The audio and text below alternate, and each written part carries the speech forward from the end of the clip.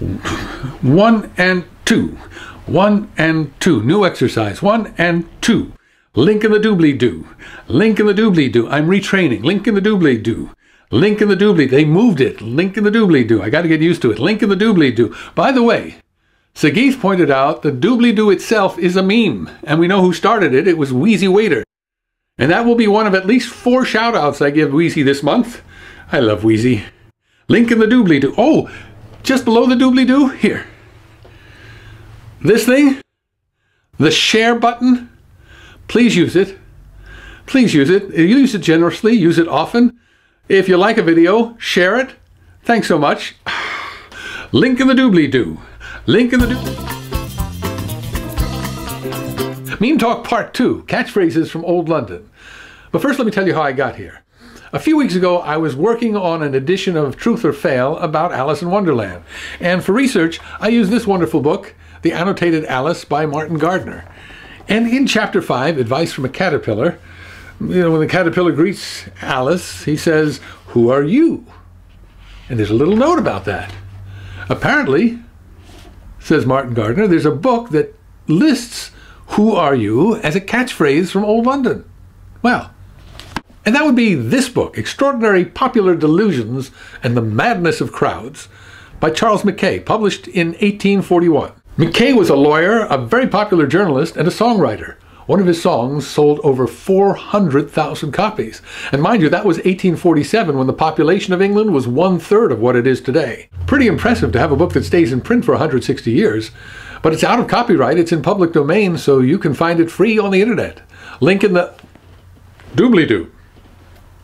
I'm learning.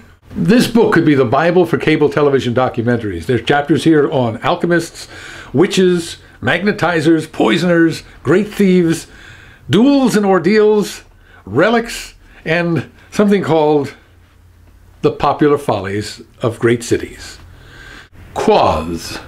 According to Mackay, quaz was used almost anywhere.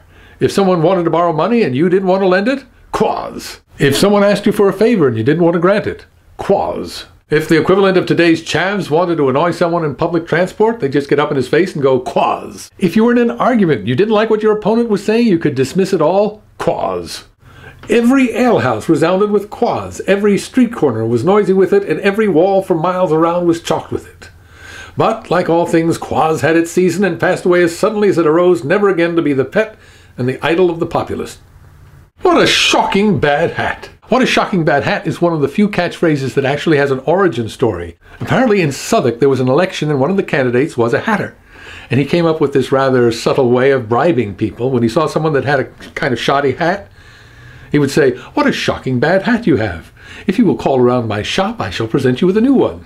Well, this guy's opponents remembered that. And on election day, when he was making a speech, they got the whole crowd to heckle him by yelling at him, "What a shocking bad hat! What a shocking bad hat!" I don't want to paraphrase this. I really want to read Mackay. He's wonderful here. "No sooner had it become universal than thousands of idle but sharp eyes were on the watch for the passenger whose hat showed any signs, however slight, of ancient service. When such a man, and with such a hat, passed in those days through a crowded neighborhood, he might think himself fortunate if his annoyances were confined to the shouts and the cries of the populace. The obnoxious hat was often snatched from his head and thrown into the gutter by some practical joker, and then raised, covered with mud, upon the end of a stick for the admiration of the spectators, who held their sides with laughter and exclaimed in the pauses of their mirth, 'Oh, what a shocking bad hat! What a shocking bad hat!'" This wasn't just a catchphrase, this was blood sport. Until next time, I'm Mikola.